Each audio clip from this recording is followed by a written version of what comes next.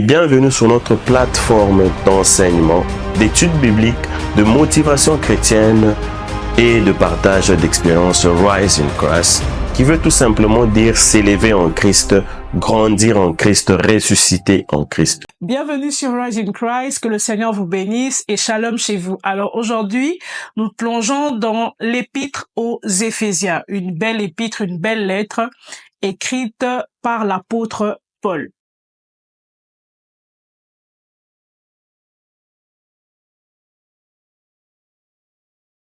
Alors, l'épître aux Éphésiens est une lettre écrite des mains de l'apôtre Paul 10 ans après son séjour de 3 ans à Éphèse.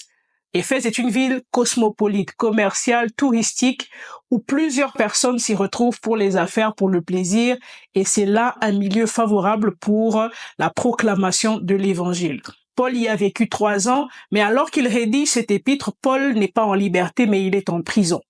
Et dans cette prison, il va rédiger cette belle œuvre destinée à l'église naissante de la communauté d'Éphèse. Paul est cet homme qui a été sauvé par la grâce alors qu'il se rendait à Damas pour pouvoir tuer et exterminer des chrétiens. Il est donc porteur d'un message qu'il a vécu. Il a rencontré Jésus, a été révélé sur son message et devient une voix qui porte l'évangile de Christ. L'épître aux Éphésiens est subdivisée en 2 grandes parties comme la majeure partie des épîtres de l'apôtre Paul. Dans la première partie qui va du chapitre 1er au chapitre 3, Paul nous révèle notre identité et notre héritage en Christ.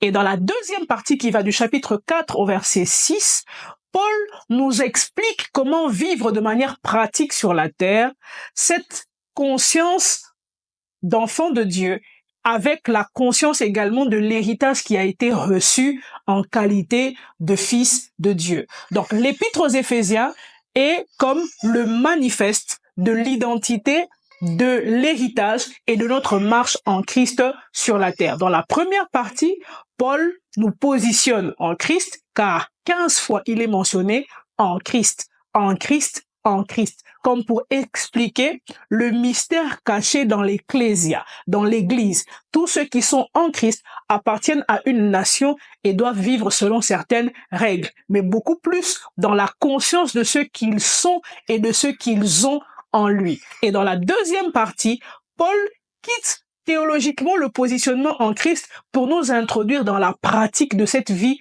en Christ Jésus. Voilà en quelques mots résumer l'épître aux Éphésiens, et dans la prochaine capsule, nous allons aller voir ce qu'il nous dit dans le premier chapitre du livre d'Éphésiens. Dans ce chapitre, nous verrons que tu as été élu avant la fondation du monde, choisi pour pratiquer des bonnes œuvres, adopté par Dieu, racheté par le sang et scellé par le Saint-Esprit. Sois béni.